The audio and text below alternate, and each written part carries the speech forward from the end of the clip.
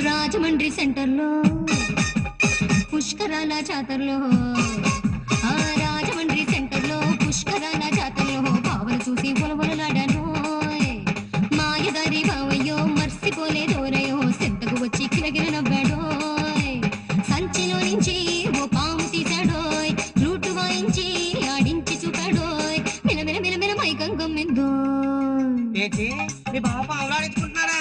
మరైతే ఆ రోజు పాము చూసి ఎందుకు భయపడ్డాడు మళ్ళీ